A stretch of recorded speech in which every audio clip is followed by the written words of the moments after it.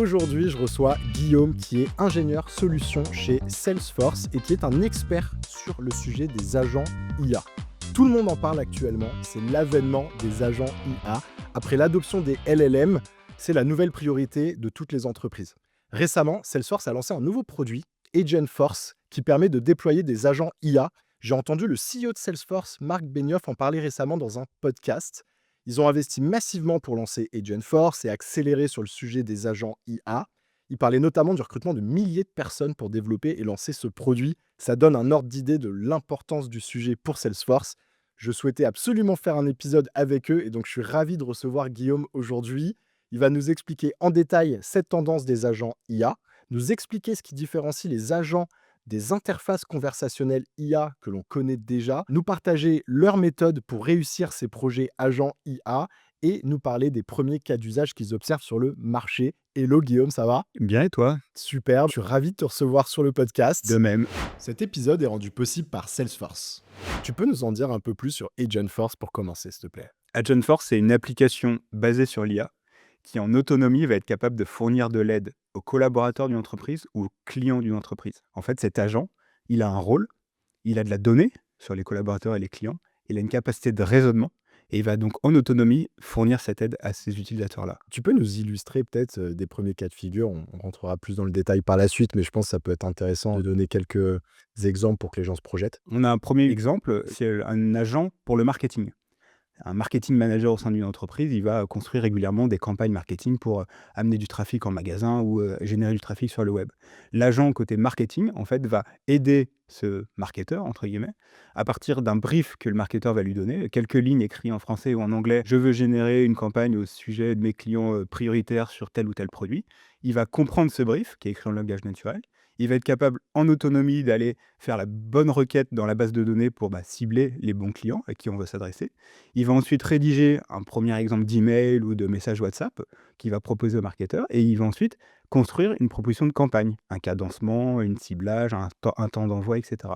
En clair, là où le marketeur aurait fait avant tout ça à la main, tout ça tout seul, là il se fait aider par, on va dire, un super agent, un super assistant, un super marketeur dans sa tâche au quotidien. Ça, c'est la première famille d'agents au service des collaborateurs. Et on a une autre famille d'agents, c'est les agents au service des clients finaux. Robin, tu as dû forcément, en tant que consommateur, un jour contacter un service client, pas forcément disponible la nuit, pas forcément disponible le week-end. L'idée, c'est d'avoir des agents qui, en autonomie, en complément ou en remplacement des conseillers de clientèle standards, vont être capables de répondre à une première série de demandes. Et ça peut même être assez évolué, du style, tu as besoin de changer l'adresse de livraison de ta commande, après avoir fait la commande.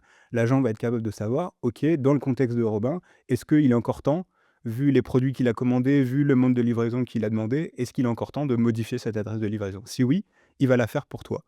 Et donc, on va faire gagner du temps aux clients, faire gagner du temps aux collaborateurs. C'est vraiment tout le potentiel qu'on voit dans cette notion d'agent au service des clients. Ça vaut le coup peut-être de clarifier la différence entre les agents conversationnels qui se basent sur l'IA qu'on connaît depuis un moment avec l'arrivée et l'explosion de ChatGPT, etc.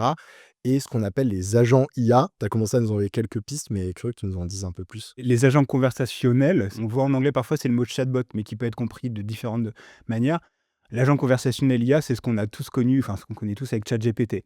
Je me connais sur ChatGPT, je lui pose une question, je lui écris un prompt, il me répond, je lui demande des précisions, je converse avec lui, quoi, grosso modo. Ça, c'est la première famille, on va dire, d'applications ou de cas d'usage de l'intelligence artificielle générative. Nous, on voit une famille intermédiaire avant les agents, et c'est important parce que c'est là où les clients expérimentent la plupart du temps l'IA générative dans un contexte entreprise, c'est ce qu'on appelle de l'IA embarquée. Je te donne un exemple très simple. Si je reprends l'exemple du service client, si tu contactes un service client de ton opérateur ou de ton vendeur de produits de consommation, l'utilisateur d'un outil de CRM qui a la vue 360 sur ton client, il va pouvoir utiliser l'IA pour, par exemple, avoir un résumé automatique de ton contexte client. En appuyant sur un bouton, sans que l'utilisateur final le voie, on va collecter toute la donnée qu'on a sur toi, on va demander à un LLM de faire un résumé et on va pousser ce résumé auprès de l'agent du service client. C'est-à-dire quoi? C'est-à-dire que pour l'utilisateur qui utilise cette fonctionnalité-là, il n'a pas eu à écrire son propre prompt. Il n'a pas dû à dire est-ce que tu peux me faire le résumé de Robin avec ces informations-là, etc. Non, non. Ça s'est passé sans qu'il le voie. Bien sûr, l'entreprise, avec les outils qu'on propose, a pu vérifier à la sécurité, à la traçabilité, aux droits d'accès qui sont liés à ces données-là, En aucun cas, l'IA va avoir des données que le collaborateur n'aurait pas le droit de voir. Bien sûr, l'IA ne va pas enregistrer ce qu'il a vu passer, on en parlera sûrement après. Et en clair, ça permet à ce que l'usage d'IA est cadré, normalisé, a des bénéfices directs dans ces usages, ce qu'on appelle donc d'IA embarquée. Et puis la troisième étape, celle qu'on est en train d'ouvrir en effet aujourd'hui, avec Agent Force notamment, c'est donc des agents qui vont pas seulement répondre à la question que tu vas leur poser, c'est pas qu'une interface conversationnelle, c'est surtout un agent qui va être capable de raisonner, se dire: «OK, on me demande ça, on me demande une tâche un peu complexe.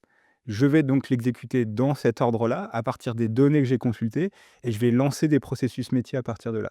Je te donne une illustration très simple. Qu'est-ce qu'on appelle tâche complexe? Par exemple, si tu dis à un enfant de 6 ans, ma fille a 6 ans: «Mets la table», je l'ai juste un peu aidé, il y a quelques semaines en lui disant: «Quand tu mets la table, tu commences par mettre, les couteaux à droite, les fourchettes à gauche, les assiettes, tu le fais dans un certain ordre». Et ça, c'est typiquement la capacité des agents de raisonner à partir d'une tâche complexe. Se dire: «Je vais la décomposer en sous-tâches, je vais exécuter des actions et à la fin, je vais faire le résultat final». Et l'exemple que je donnais tout à l'heure, en effet, de modifier une commande avant la date de livraison, c'est honnêtement pas si simple que ça. Aujourd'hui, c'est des humains qui ont ce raisonnement-là. Maintenant, c'est des agents qui sont capables de le faire en autonomie. Et où en est le marché actuellement, sur ce sujet? Je sais que les entreprises, ont bien avancé sur l'adoption, des LLM, ça on en a parlé pas mal sur le podcast. En revanche, j'ai très peu d'insights sur ce sujet agent IA. Ce qu'on voit côté Salesforce et que d'autres acteurs voient, c'est que les entreprises ont maintenant acquis et intégré l'usage de LLM dans les tâches courantes. Un chat GPT interne pour poser des questions, se faire aider sur de la rédaction d'emails, du résumé de contrats, etc. C'est des choses qu'on voit beaucoup, que ce soit grande ou petite entreprise, c'est intégré. Le deuxième grande famille qu'on voyait, l'IA embarquée, ça c'est sur lequel on est vraiment dedans. On a plusieurs centaines de clients qui déploient des cas d'usage d'IA embarquée. Donc comme je disais, je clique sur un bouton, ça me fait un résumé. Je clique sur un bouton, ça me fait un email dans le contexte du client, etc. C'est, on va dire, certains analystes disent, on est peut-être même à la fin du hype cycle. C'est-à-dire qu'on a une certaine maturité. Les entreprises ont testé, elles ont expérimenté. Elles se disent, OK, j'ai testé des use cases, certains marchent pas. OK, on avance, je vois des bénéfices, on continue, entre guillemets, pleine balle dessus, quoi. Ce qu'on voit par contre sur la partie agent, c'est quand même honnêtement très nouveau. On a quelques clients qui se sont lancés, on va en parler justement après, avec des use cases, des cas d'usage intéressants sur la distribution, les biens de consommation et le luxe. Mais c'est clairement encore quelque chose de nouveau. Ce qui est sûr, c'est que le potentiel, il est énorme. T'imagines bien pouvoir faire gagner du temps à n'importe quel collaborateur d'une entreprise pour qu'il se concentre à des tâches à plus grande valeur ajoutée, c'est juste énorme. Ça va changer, à mon avis, la façon dont je bosse, dont la façon dont tu bosses, ou plein de monde bosse au travers des entreprises. C'est clair. C'est super intéressant d'avoir, des illustrations, je pense que ce serait, cool qu'on en donne plus. Tu peux nous parler, d'autres exemples justement? Tu parlais dans la distribution, dans le luxe. On a effectivement sur ce cas d'usage dont on parlait de l'agent pour le service client, on a Saks, qui est une chaîne de grands magasins aux États-Unis, qui utilise les agents, en effet, pour, comme je l'ai dit, augmenter les employés du service client. C'est-à-dire gérer des commandes, modifier des commandes, faire des retours, etc. Et quand tu pousses ce cas d'usage un peu plus dans le secteur de la distribution, en fait, il y a quelque chose qu'on est en train d'investir qui est hyper intéressant, c'est tout ce qui est livraison complexe. Si tu commandes de l'électroménager et que tu as besoin de faire installer ton frigo, ta gazinière, il faut coordonner à quel moment tu es disponible, à quel moment le cuisiniste est disponible, à quel moment le livreur est disponible, est-ce qu'il faut un transpalette, etc. Tout ça, c'est de la planification d'intervention. Et typiquement, l'agent va être capable d'opérer tout ça, d'analyser tout le contexte et de te proposer la bonne date qui va bien. Là où, encore une fois, on demandait jusqu'à présent à un humain de checker tous les systèmes informatiques pour ça, d'avoir en tête les règles de processus et les délais à prévoir pour planifier cette livraison. Donc, c'est hyper simple à comprendre, mais on voit que ça peut vraiment changer pas mal d'usages pour tous les acteurs de distribution. Ouais, c'est incroyable. Pour les acteurs, ça a changé la manière de travailler et aussi pour les consommateurs, parce qu'effectivement, historiquement, il y avait quand même toujours peut-être un petit temps de latence où il fallait avoir quelqu'un en face qui prenait l'info et qui disait je reviens vers vous. Exactement. Là, en fait, potentiellement, en quelques phrases, tu peux changer ta date peut-être d'intervention et l'agent, il est connecté à l'API des calendriers, etc., Exactement, etc., quoi. exactement. Super Donc intéressant. ça, c'est service client au sens large. Ensuite, on a le use case, comme on l'a dit, du marketing, on en parlait tout à l'heure. On a également les use cases liés au e-commerce. On connaît depuis un moment les chats sur les sites e-commerce où tu peux poser des questions assez simples. Là-dessus, c'est vraiment en train d'évoluer très fort parce que si tu as besoin d'aide sur le choix d'un produit, et typiquement, c'est ce que fait The Ordinary, c'est un client Salesforce qui fait des produits cosmétiques, des crèmes et des soins. Tu vas pouvoir poser des questions comme tu le ferais à un vendeur en magasin. Ah bah tiens, j'ai la peau qui a cette typologie, quel produit vous me conseillez? Là, l'agent va en autonomie, encore une fois, regarder le catalogue des produits, regarder ton profil client, toutes les informations que tu as pu lui donner avant. Il va te conseiller un produit te donner les descriptifs et puis il va encore une fois avoir cette notion d'action, c'est-à-dire qu'il va pouvoir lui-même ajouter le produit à ton panier. Lui-même te proposer encore une fois une date de livraison ou te rappeler des bénéfices là-dessus. Donc c'est encore une fois pas que de répondre à de la question, c'est surtout, d'actionner, d'exécuter une tâche comme le ferait un collaborateur en direct. Je me mets dans les pieds d'un leader, tu vois, qui peut-être, a à sa charge de lancer le chantier, agent IA. Alors ça va peut-être être plein de personnes différentes, je me rends pas compte dans l'entreprise, mais l'étape 1, je pense, c'est identifier justement ces différents cas d'usage sur lesquels tu vas pouvoir travailler. Donc, comme souvent, hein, dans la data ou dans les projets, tu commences par une phase d'idéation. C'est pour ça que c'est intéressant, je pense aussi de donner, pas mal d'illustrations, comme on l'a fait. Une fois que tu as cette étape, on va dire, qui est faite, tu as tes premiers agents, que tu as priorisés. Tu sais que c'est sur ceux-là que tu vas démarrer parce que a priori, c'est ceux qui vont apporter le plus de valeur dans ton contexte. Comment ça se passe, sur, la mise en place? Enfin, est-ce qu'il y a des étapes clés à connaître? Ouais, exactement. On donne en effet une certaine méthode à nos clients. C'est se poser quelques questions. La première, c'est en effet quel rôle tu vas donner à ton agent. Je vais supporter le service client, je vais aider un marketeur, je vais proposer du conseil sur mon site e-commerce. C'est le rôle comme serait le rôle de l'employé qui ferait ce job-là, quoi. Tu lui fais presque une job desk, quoi. Exactement, comme n'importe quel boulot, ça commence par une job desk, quoi, grosso modo. Ensuite, tu vas lui demander sur quelles données il va pouvoir s'appuyer. Comme, quand tu commences un boulot, tu as un certain savoir-faire à connaître, tu as des processus métiers à connaître, tu as un peu l'encyclopédie de l'entreprise à savoir. Là-dessus, la notion qui est hyper importante, c'est que ton agent, il va avoir besoin de la data pour fonctionner. Et moi, j'aime bien dire souvent, tu pas une bonne IA si tu pas de la bonne data et on va ensuite, je pense, avec plaisir en parler un peu en détail de comment on va chercher cette data-là. Et ensuite, on en a parlé pas mal, tu as les actions. Encore une fois, l'agent, il va opérer des actions et donc tu vas dire à ton agent quelles sont les actions que tu as le droit de faire. En effet, comme tu disais, appeler une API pour avoir une réponse, sur une expédition, consulter une base de données et cetera. Tu vas lui dire qu'est-ce qu'il est capable de faire et où il doit le faire et puis en même temps, tu vas lui dire qu'est-ce qu'il ne doit pas faire. C'est ce qu'on appelle les garde-fous ou guardrails en anglais.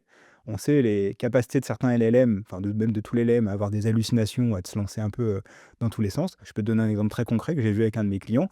C'était, un agent ou un LLM qui avait tendance à parler du concurrent.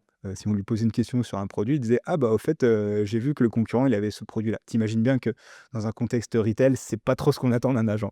Donc avec ces garde-fous, tu peux lui dire typiquement: «Tu ne parles que des produits de la marque, de la maison et pas, des produits concurrents». Ça, c'est la partie donc, guardrails et ensuite à la dernière étape, on en a parlé un peu spontanément, c'est quels sont les canaux.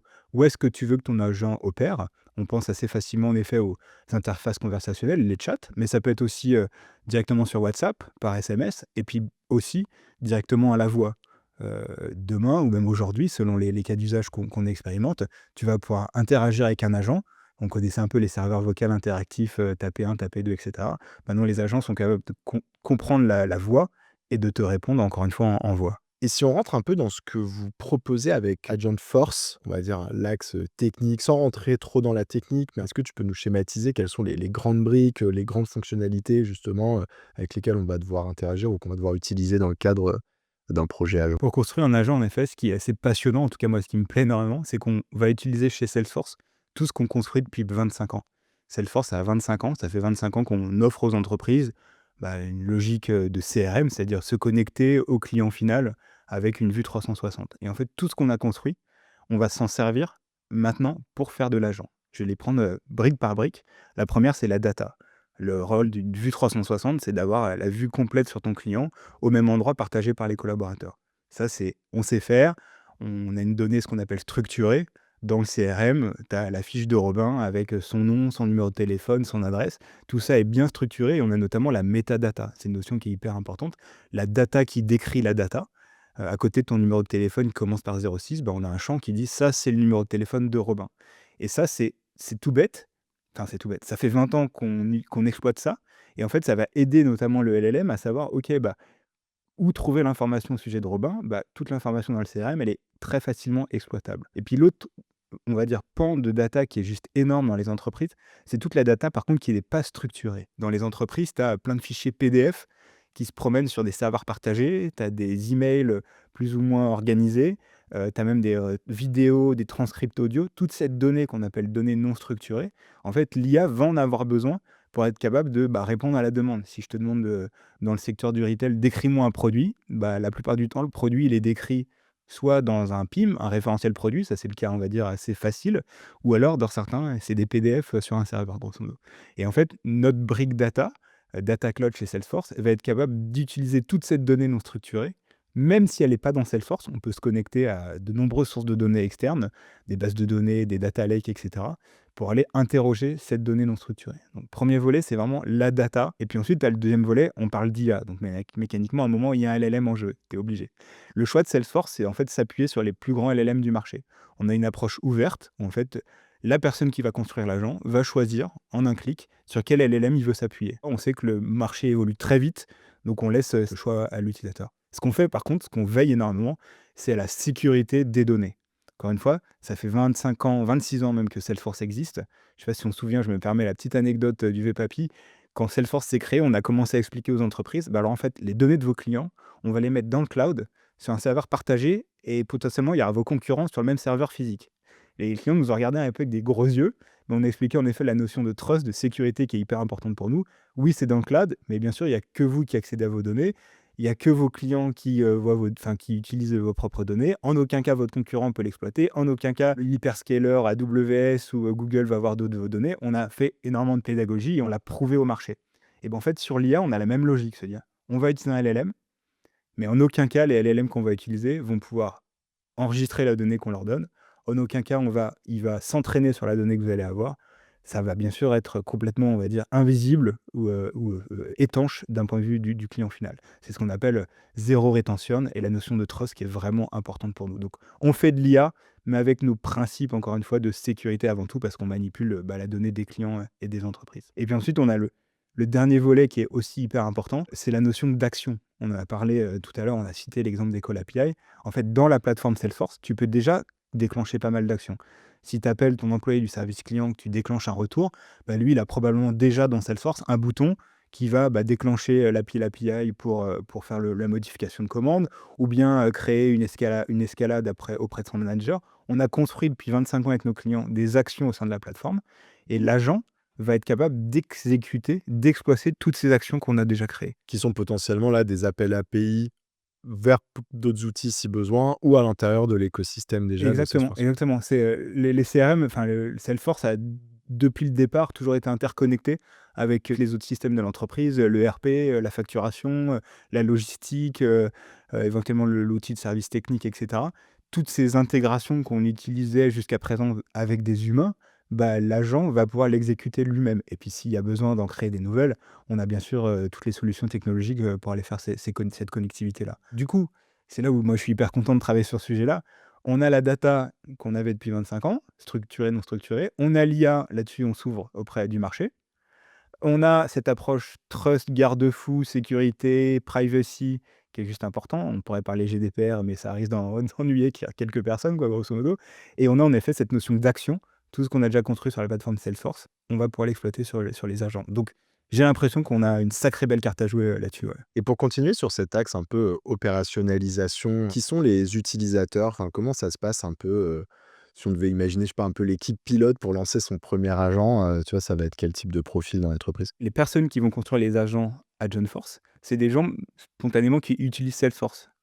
C'est-à-dire qu'ils savent modifier un objet, qu'ils savent rajouter un flow, etc. Donc là-dessus, il n'y a pas de compétences spécifiques à avoir en LLM. Moi, j'ai construit des agents, nos clients ont construit des agents sans être bien sûr data scientist. Mais à partir du moment où tu connais un peu la plateforme Salesforce, tu vas pouvoir utiliser toutes ces briques pour les faire. Ça, c'est la personne qui va construire l'agent. Et puis bien sûr, l'utilisateur de l'agent au final, ça va être potentiellement des clients. Ils vont discuter avec un agent sans même s'en rendre compte. Ou bien des collaborateurs d'une entreprise, ils vont discuter avec un agent, mais pour eux, ça sera pas plus compliqué que de discuter avec une IA sur un LLM, quoi. Donc ça va être finalement un peu les mêmes profils que ceux qui aujourd'hui opèrent, finalement, le CRM au sens large. Tu peux avoir, l'intervention sur certains aspects parfois de l'équipe data. Tu as le profil en général un peu lead qui va être un peu tout simplement CRM ou un profil opérationnel autour du marketing. Mais ouais, tu as pas forcément besoin de faire intervenir des nouveaux profils, quoi. Non, Super et intéressant. par contre, en effet, ce qu'on trouve nous important, c'est d'avoir un bon binôme, en fait, grosso modo. C'est-à-dire quelqu'un plutôt, on va dire, outil data qui va être capable de savoir qu'est-ce qu'on a dans Salesforce, comment l'exploiter, comment l'actionner. Et puis d'avoir aussi un penchant business, quelqu'un du service client, quelqu'un du marketing, quelqu'un du e-commerce qui va pouvoir challenger un peu, expliquer ses problématiques métiers et construire cet agent à partir de là. Donc, moi, j'aime bien souvent dire trouve ton binôme, entre guillemets. Il existe des Superman dans certaines petites ou moyennes boîtes, tu as des gars qui savent tout faire, mais ce n'est pas mon cas. Moi, j'aime bien m'appuyer, ou en tout cas, je recommande aux gens de s'appuyer sur le binôme qui va faire la bonne paire entre la tech et le business. Ça va bien le lien avec ma prochaine question. J'allais te demander s'il y avait des prérequis pour réussir à mettre en place justement ce type de cas d'usage ou si tu avais des derniers conseils à partager. Donc le premier, c'est trouver le bon binôme justement un peu technique, business, même si comme tu l'as dit, il n'y a pas forcément besoin d'avoir des profils ingénieurs data nécessairement. Des profils, voilà, en tout cas, qui maîtrisent bien la plateforme Salesforce. Tu as d'autres conseils à partager? Ouais, j'ai un autre conseil, on en parlait tout à l'heure, hein, pour faire de la bonne IA, il faut de la bonne data. Bah, je vais encore appuyer là-dessus, mais c'est l'IA va pas non plus remplacer ou résoudre tous tes problèmes que tu as sur la data. Si tu as pas la vue 360 sur tes clients, si tu as pas la vue sur tes produits, si tu as pas la vue sur tes processus, bah, l'IA, elle va, au pire des cas, l'imaginer elle-même, halluciner et le résultat sera pas terrible, quoi, grosso modo. Donc ça, pareil, c'est des choses que je vois avec les clients que j'accompagne. On va pas résoudre tous les problèmes, il faut avoir une bonne base, un bon socle technique. Donc pareil, dans la phase, on va dire, tu expliquais tout à l'heure de scoping ou de préqualification, bah, encore une fois, quel est le rôle de mon agent? Quelle data sur lequel je vais pouvoir m'appuyer? C'est vraiment juste hyper important. Et là-dessus, vous découvrez justement un besoin d'initier des nouveaux chantiers. C'est-à-dire qu'en général, supposons une entreprise qui a Salesforce déjà bien en place pour des usages, on va dire, de l'ère d'avant, avant les agents. La base de données, la donnée, elle est prête pour la partie agent. Ou est-ce qu'il va y avoir quand même des spécificités sur ces aspects data à initier? C'est une très, très bonne question et je le vois pareil avec les clients que j'accompagne. Souvent on recommande à ce que les premiers cas d'usage, on ait utiliser la donnée qui est directement dans Salesforce. C'est la donnée, comme je l'expliquais, la plus facile à exploiter, souvent la mieux structurée. Donc c'est bien de commencer par cette étape-là, mais c'est effectivement très vite, les cas d'usage nous disent: «Ah ouais, mais ça, pour que l'agent réponde, il faut en effet que j'aille, interroger, le processus métier que mon collègue, il a écrit, dans un fichier», donc mécaniquement, on a souvent en effet des problématiques ou des sujets d'aller récupérer une data qui est, en dehors de Salesforce. Si des équipes data de l'audience souhaitent échanger avec toi, justement pour, réfléchir à ces sujets ou juste brainstormer, sur, le sujet agent IA, comment ça se passe? Ça, avec plaisir, ils peuvent me pinguer sur LinkedIn. Je serais ravi de discuter avec eux, ouais. Je mettrai ça, en description. Je mettrai peut-être ton mail aussi, c'est plus facile pour certaines personnes qui utiliseraient moins LinkedIn. Et aussi lorsqu'on s'est appelé, tu m'as parlé d'un replay, d'un webinar que vous avez fait qui reprend justement les éléments, dont on vient de parler, donc qui explique, toute cette vision, agent IA et surtout qui propose une démo de Agentforce. Donc c'est parfait si des membres de l'audience souhaitent, en savoir plus, découvrir l'interface, voir comment voilà en pratique aussi, ça se passe de créer un agent IA. Donc je mettrai le lien, vers ce replay, en description. C'est parfois ce qui manque un peu dans une discussion, podcast. Donc je trouve que la petite démo, ça peut être intéressant. Écoute Guillaume, on arrive sur les dernières questions. Est-ce que tu as une recommandation de contenu à partager à nos auditeurs? Ouais, j'en ai 2. Allez, la première, c'est, Trailhead. C'est une plateforme de formation qu'on a sur l'univers Salesforce, qui est gratuite, sur lequel, tout l'écosystème, les consultants, les partenaires, les intégrateurs et même les employés Salesforce se forment. Tout l'intérêt du sujet, notamment, sur le sujet agent, c'est qu'on peut s'y connecter et gratuitement créer son premier agent.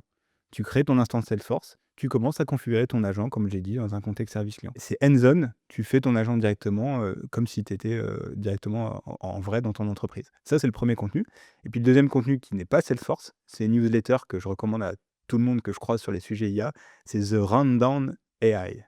Newsletter quotidienne sur toute l'actualité des LLM, des agents notamment. Ils ont un bon regard de décryptage. Vraiment, je la lis tous les matins, avant d'arriver au boulot. Je mettrai tout ça en description et je mettrai aussi, le lien, comme je disais, précédemment pour, obtenir, le replay, du webinar, dont je parlais avec la démo de Agentforce. Et enfin, qu'est-ce que tu aimes dans la data? Ce que j'aime dans la data, c'est que pour moi, c'est, le coup d'avance ou la special skills que tu as, grosso modo. Je te donne un exemple tout simple. Quand j'ai commencé à bosser, j'étais dans un environnement pas hyper technologique. J'étais le seul mec du plateau qui savait faire des pivot table, des tableaux croisés dynamiques. C'est pas incroyable, hein. Mais comme j'étais le seul, tout le monde venait me voir en mode: «Ah, tu pourrais m'aider? Ah, il paraît que tu sais manipuler la data, tu vois des choses que les autres ne voient pas presque», hein, je caricature à peine, quoi. Ça, c'était le premier exemple et deuxième exemple qui marche toujours, hein, sur un moteur de recherche comme Google ou sur un serveur partagé, si tu sais bien manipuler les booléens et ou guillemets et cetera, tu arrives grosso modo à battre les autres sur, est-ce que tu as réussi à trouver le bon fichier que tout le monde cherche sur un serveur? C'est vraiment des exemples hyper basiques, hyper simples, mais pour moi, quand tu sais faire ça, tu as le coup d'avance par rapport aux autres et quand je vois ce qui se passe sur les agents aujourd'hui, je me dis: «Mais en fait, celui qui va avoir le coup d'avance sur les agents, il va être le plus fort que tous les autres dans les années, dans les mois à venir. Donc je suis hyper content d'être dans cet univers-là et de moi-même, défendre, on va dire, mon bout de gras là-dessus, quoi. Excellent. Bah écoute Guillaume, on va finir là-dessus. Merci beaucoup d'être venu nous présenter Agent Force, m'expliquer aussi cette tendance agent IA, comme je le disais en introduction, hein, qui est en train de devenir la priorité de toutes les entreprises. Dites-nous dans l'audience ce que vous avez pensé de cet épisode. Mettez-nous un petit commentaire sur Spotify, YouTube, quelle que soit la plateforme sur laquelle vous êtes. Profitez-en pour vous abonner. Venez commenter les posts LinkedIn qu'on fera avec Guillaume pour diffuser cet épisode. Et puis voilà, je vous dis à bientôt. Merci Guillaume. Merci beaucoup. Merci Robin. On a créé un dossier dans lequel on a listé les 100 ressources préférées des leaders et experts data invités sur le podcast. Dans chaque épisode, je demande aux invités quelles sont leurs ressources préférées. On les a centralisées dans ce dossier. Pour le recevoir, il suffit de s'inscrire à la newsletter. Je vous mets le lien en description.